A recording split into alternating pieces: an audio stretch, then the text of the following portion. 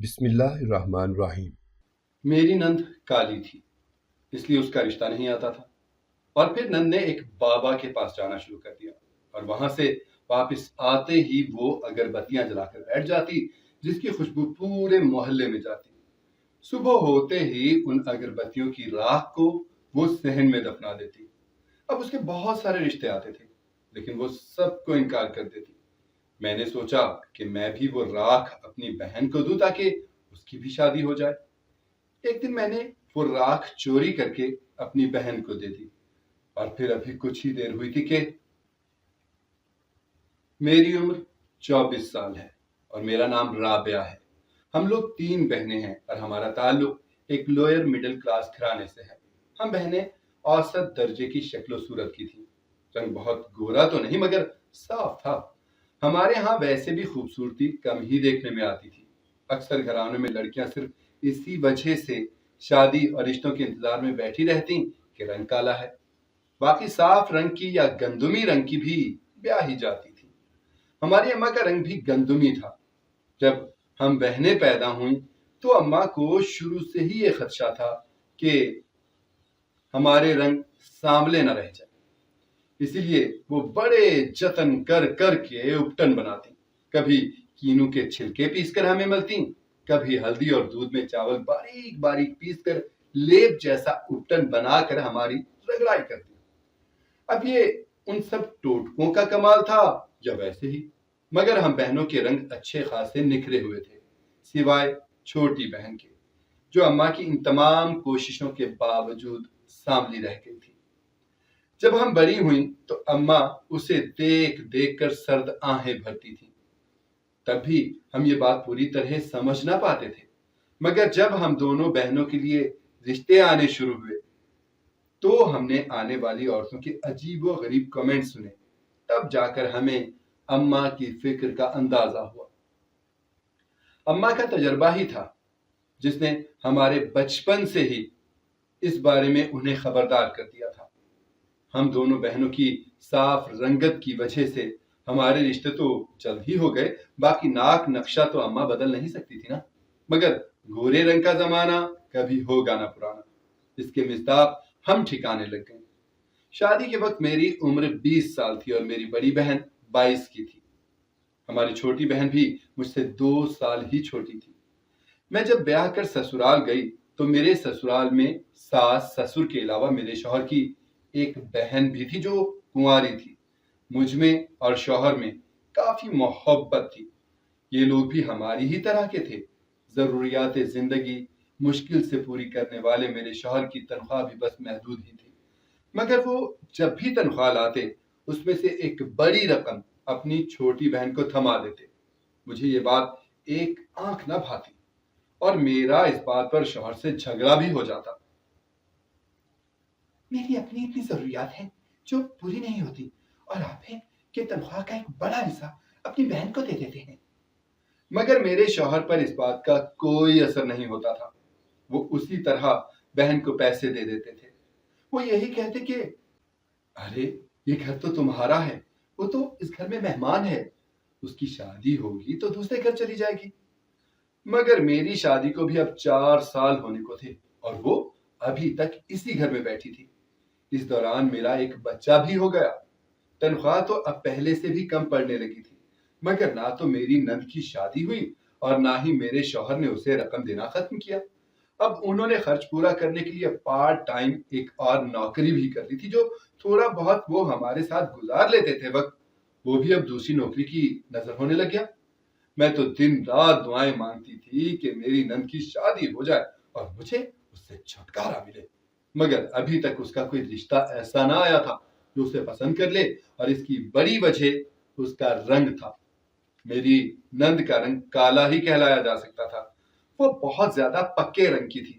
یہی وجہ تھی کہ جو لوگ سانولے رنگ کی لڑکیوں کو بھی پسند کر لیتے تھے وہ اس کے اتنے زیادہ پکے رنگ کی وجہ سے منع کر جاتے۔ جب سے میری شادی ہوئی تھی میں نے اپنی ساس کو بھی بیٹی کی وجہ سے پریشان ہی دیکھا تھا۔ وہ جگہ جگہ پیروں فقیروں کے آستانوں کی خاک چھانتی پھرتی تھی کہ کوئی ایسا تعویذ مل جائے جس سے ان کی کالی کلوٹی بیٹی بھی کسی کو پسند آ جائے۔ مگر ان کی تمام کوششوں کا ان کے ساتھ ہی خاتمہ ہو گیا، اور ایک دن وہ ایسی سوئیں کہ پھر اٹھ ہی نہ سکی۔ اس کے کچھ ہی عرصے کے بعد میرے سسر بھی ان کے پیچھے پیچھے ہی روانہ ہو گئے۔ اب گھر میں صرف میرے علاوہ نند ہوتی، میرا بیٹا ہوتا، اور شوہر تو صبح کے گئے رات ڈھلے گھر آتے تھے۔ دوسری جانب میرے میکے میں میری اماں بھی چھوٹی بہن کو لے کر بہت پریشان تھی۔ ہم بہنوں کی شادی کو 4 سال سے زیادہ ہو چکا تھا، مگر ابھی تک چھوٹی بہن کا کہیں بھی رشتہ طے نہ ہو سکا۔ اماں تو دن رات اسے دیکھ دیکھ کر ٹھنڈی آہیں بھرتی تھی۔ اس دوران میرے ابا کا بھی انتقال ہو چکا تھا اور گھر اب بھائی کے زیر سرپرستی چل رہا تھا۔ بھائی کی منگنی خالہ کے گھر ہو چکی تھی، مگر اماں یہی چاہتی تھیں کہ پہلے چھوٹی بیٹی کو بھی رخصت کر دیں پھر بہو لے کر آئیں، مگر لاکھ جتن کر کے بھی ابھی تک بہن کا کوئی مناسب رشتہ نہ ہو سکا تھا۔ اب تو خالہ بھی سال بھر سے اماں پر بیٹی کی شادی کے لیے زور دے رہی تھی۔ ہمارے گھر میں بھی اب مشکل صورتحال یہ ہو چکی تھی کہ میں کہیں جا ہی نہیں سکتی تھی۔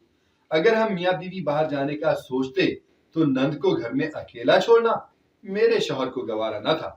پہلے تو ساس سسر ہوتے تھے تو ہم چلے جاتے تھے، اب میں اس سے سخت عاجز آ چکی تھی۔ میرا بس نہیں چلتا تھا کہ اسے اٹھا کر کہیں غائب کر دوں۔ ایک دن میں نے اسے بہت باتیں سنائی۔ تم میرا اور میرے بچوں کا حق کھا رہی ہو، ایسی بدبخت ہو کہ تمہارے تو ماں باپ بھی تمہاری شادی کی حسرت لیے چل بسے، اور تم اپنا سیاہ نصیبہ لے کر میرے سر پڑ گئی ہو۔ اوپر سے ہر ماہ مزے سے بھائی کی حق حلال کی کمائی بھی بٹور لیتی ہو۔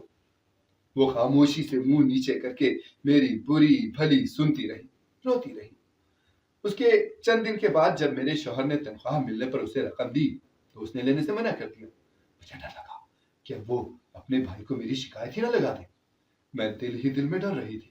مجھے علم تھا کہ میرے شوہر کو یہ بات پتہ چل گئی تو میری خیر نہیں، کیونکہ وہ اپنی بہن کے معاملے میں ایسے ہی سخت تھے۔ مگر میں نے شکر ادا کیا جب اس نے ایسا کچھ نہ کیا، بلکہ کہنے لگی، بھائی جب مجھے ضرورت ہوگی نا تو میں آپ سے لے لوں گی، ابھی آپ پیسے اپنے ہی پاس رکھیں۔ میں نے پھر بھی شکر ادا نہ کیا کہ اس نے بھائی کو میری شکایت نہیں لگائی۔ اب میں مزید شیر ہو گئی اور ہیلے بہانے اسے تنگ کرنے لگی۔ چھپ تو وہ پہلے بھی رہتی تھی، مگر اب تو بالکل ہی گمسم سی ہو گئی۔ کچھ دن کے بعد وہ سلائی کڑھائی کا کام لے آئی اور دن میں یہ کام کرنے لگی۔ میں نے دیکھا کہ وہ بہت زیادہ کام کر رہی تھی۔ میں اب گھر کا سارا کام بھی اسی سے ہی کرواتی تھی اور خود مزے سے آرام کرتی۔ کچھ دن کے بعد میں نے دیکھا کہ وہ کہیں چلی جاتی تھی، مگر کہاں جاتی تھی اس نے مجھے بتایا نہیں اور میں نے اس سے پوچھا نہیں، کیونکہ مجھے اس کی کوئی اتنی فکر تو نہیں تھی کہ پوچھتی کہ تم کہاں جا رہی ہو۔ میں تو اسی بات میں خوش تھی کہ اس نے میرے شوہر سے رقم لینی چھوڑ دی ہے۔ دوسرا وہ گھر کے کام کاج کے ساتھ ساتھ سلائی کڑھائی بھی کرنے لگی تھی، اور ان سے جو پیسے ملتے اس میں سے بھی اکثر وہ میرے بیٹے کے لیے کپڑے اور کھلونے لے آتی تھی۔ بھتیجے سے تو وہ شروع سے ہی بہت محبت کرتی تھی، یہ کہنا درست ہوگا کہ مجھ سے زیادہ وہ اسی کی گود میں پلا تھا۔ میں خوش تھی اور مگن تھی، مگر اچانک اس نے عجیب و غریب حرکتیں شروع کر دیں۔ وہ نا کسی بابا کے پاس جانے لگی، وہاں سے واپس آتی تو ڈھیروں اگربتیاں جلا کر بیٹھ جاتی۔ وہ اتنی تیز خوشبو کی اگربتیاں تھیں کہ ان کی خوشبو پورے محلے میں پھیل جاتی تھی۔ رات بھر وہ اگربتیاں جلتی اور صبح ہوتے ہی وہ ان اگربتیوں کو صحن میں گڑھا کھود کر دفنا دیتی تھی۔ ابھی اسے یہ عمل کرتے کچھ ہی دن ہوئے تھے کہ اس کے رشتے آنے لگے۔ میں بڑی حیران ہوئی کہ اس کالی کلوٹی کے لیے کیسے رشتے آنے لگے، مگر میرے شوہر بہت خوش تھے اور وہ آنے والے رشتوں کی خوب آؤ بھگت کرتے۔ مگر اس کے ساتھ ہی یہ عجیب بات بھی ہوئی کہ میری نند نے تمام رشتوں کو منع کر دیا۔ وہ کہتی مجھے بھی شادی نہیں کرنی۔ مجھے تو لگا تھا کہ جس لڑکی کا کوئی رشتہ نہیں آتا وہ تو پہلے ہی رشتے پر ہاں کہہ دے گی، مگر یہاں تو اس کے برعکس وہ تو ہر رشتے کو منع کرتی جا رہی تھی۔ اور دوسری طرف میں حسد کی آگ میں جل رہی تھی، کیونکہ ایک تو مجھے اب آئے دن مہمانوں کی خاطر مدارت کرنی پڑتی تھی، دوسری جانب میرے میکے میں میری اپنی چھوٹی بہن تھی جو کنواری بیٹھی تھی اور اس کے لیے کوئی رشتہ ہی نہیں آ رہا تھا، اور میری اماں اس کی وجہ سے سخت پریشان تھی۔ میں سوچ رہی تھی کہ میں بھی کچھ ایسا کروں کہ میری بہن کے رشتے آنے شروع ہو جائیں، پر مجھے کیا معلوم تھا کہ وہ کس بابا کے پاس جاتی تھی جو اس سے یہ عمل کرنے کو کہتا تھا۔ دوسری بات میرے لیے یہ پریشان کن تھی کہ وہ ہر رشتے سے انکار کیوں کر رہی تھی۔ اگر شادی اسے نہیں کرنی تو بابا کے پاس کیوں گئی؟ ایک دن میں اس کے کمرے میں پہنچ گئی اور اسے کہا، اب تمہیں کیا مسئلہ ہے؟ میں تمہاری کوئی نوکرانی ہوں؟ آخر تمہارے لیے آئے دن ہر رشتے والوں کے لیے کھانے بناتی پھروں۔ آخر مسئلہ کیا ہے تمہیں؟ کیوں رشتوں سے انکار کر رہی ہو؟ اگر ایسا ہی کیا تو پھر اپنی ایک کالی کلوٹی شکل لے کر ادھر ہی بوڑھی ہو جاؤ گی۔ اب کسی رشتے کے لیے مان بھی جاؤ اور اپنی یہ منحوس شکل لے کر چلی جاؤ اس گھر سے۔ میں نے اسے بہت زیادہ باتیں سنائی، پر وہ میری باتیں خاموشی سے سنتی رہی۔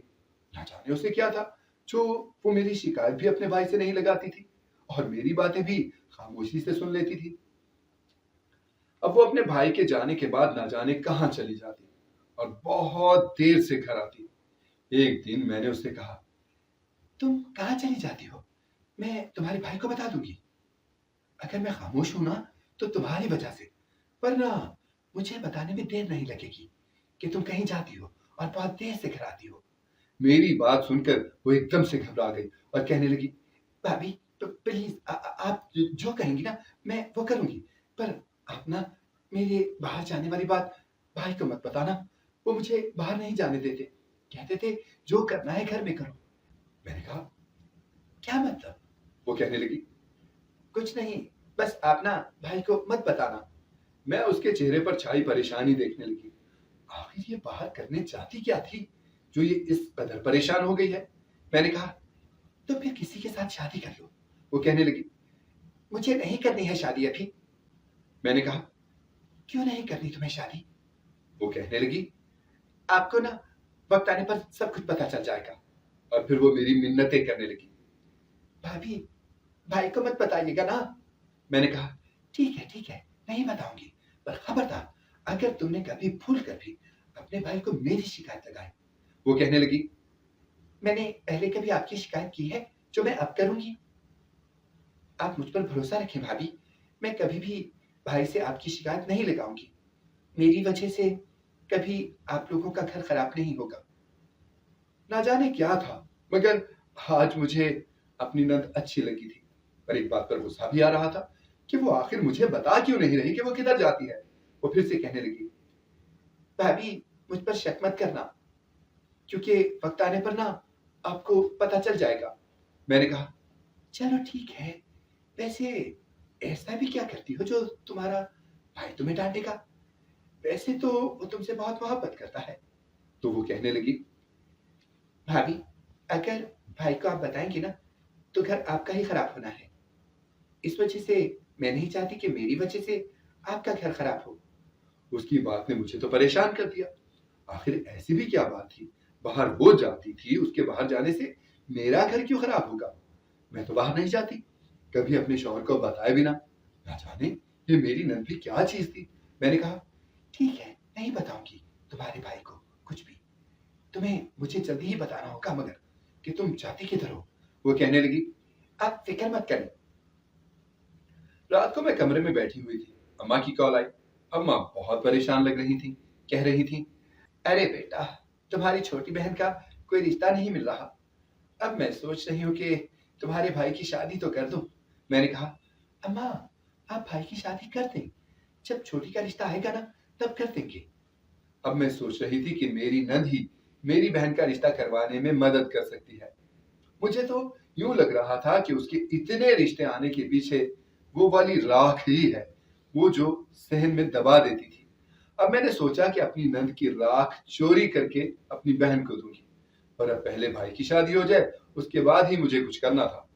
میرے بھائی کی شادی ہو گئی، میں نے بہت ساری شاپنگ کی اپنے بھائی کی شادی کے لیے۔ میری نند نے مجھے پیسے بھی دیے۔ مجھے حیرت ہوئی کہ اس کے پاس اتنے سارے پیسے کدھر سے آ گئے۔ وہ کہنے لگی، بھابھی یہ میرے لیے کچھ بھی نہیں ہے، یہ بھی آپ کو وقت آنے پر پتا چل جائے گا۔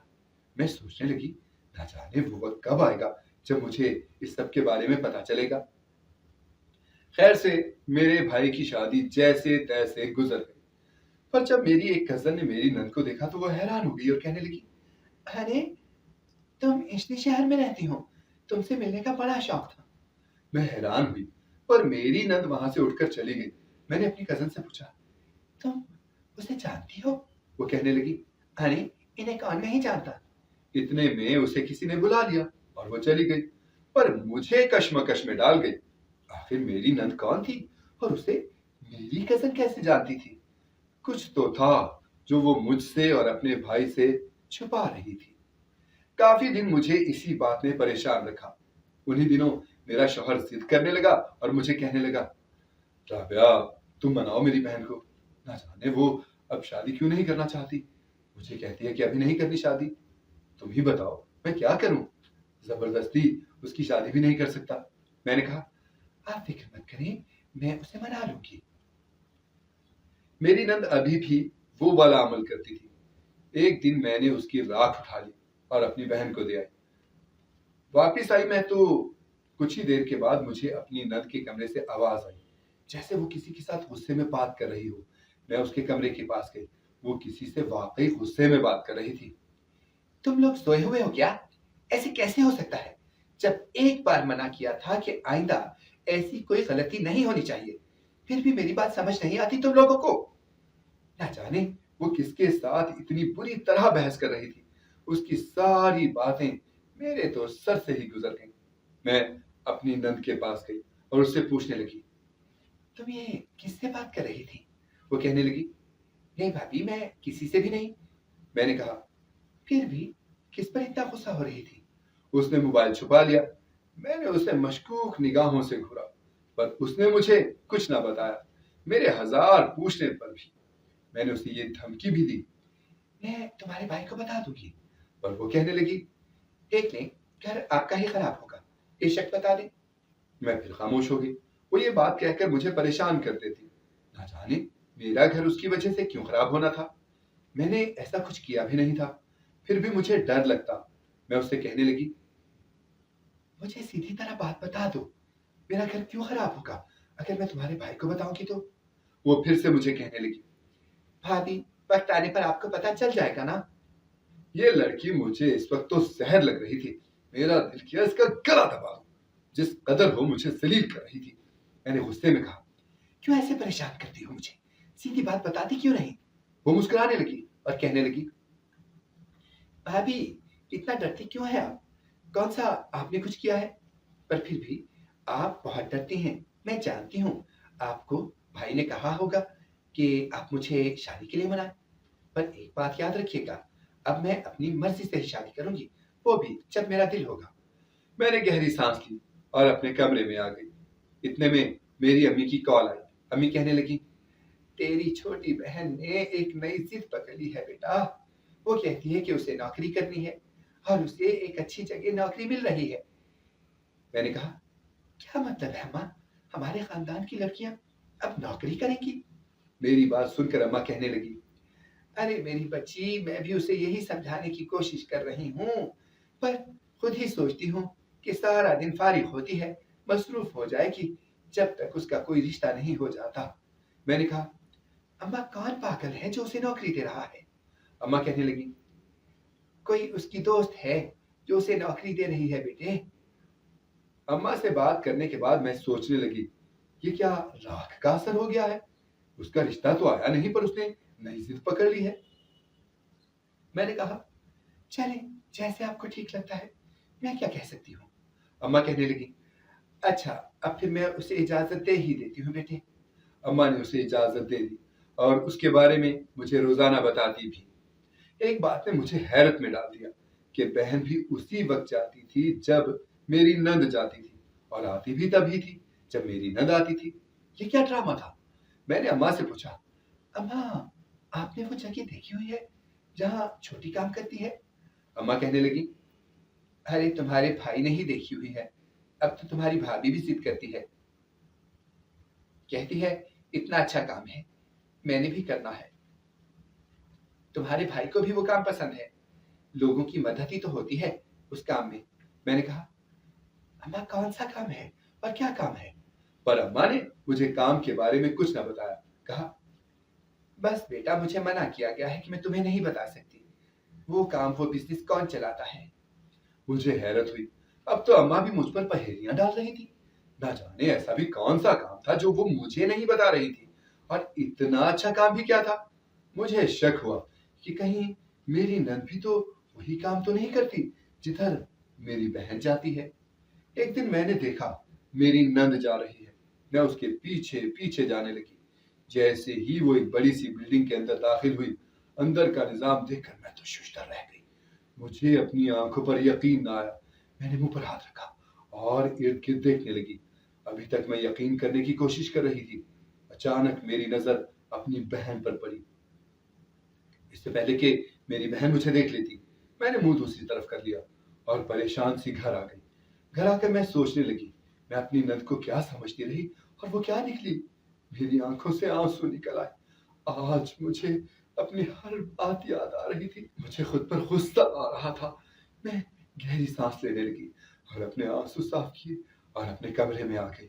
आज मुझे समझ आ रही थी कि वो क्यों कहती थी कि अगर मैंने उसके भाई को बता दिया तो घर मेरा ही खराब होना है। पर मुझे आज दुख हो रहा था। उस लड़की को कितनी मुश्किलात से गुजरना पड़ा होगा मेरी वजह से। उसे ना जाने क्या क्या करना पड़ा होगा, क्योंकि मैंने उसके पैसे बंद करवा दिए थे। मुझे कितना गुनाह मिला होगा। शर्मिंदगी से मैं जमीन में धंसी जा रही थी। इतने में मेरा मोबाइल बजने लगा। मैंने कॉल उठाई। अम्मा मुझे कहने लगी, कुछ दिनों तक आ सकती हो क्या? मैंने तेरी छोटी बहन की डेट फिक्स करनी है। मैंने हैरत से कहा, क्या मतलब आपका? उसका रिश्ता भी आप लोगों ने कर दिया और मुझे बताया ही नहीं? अम्मा कहने लगी, अरे तुम्हें बता देते तो तुम क्या कर लेती? वैसे तुम पर मुझे ना बेटी बड़ा अफसोस है।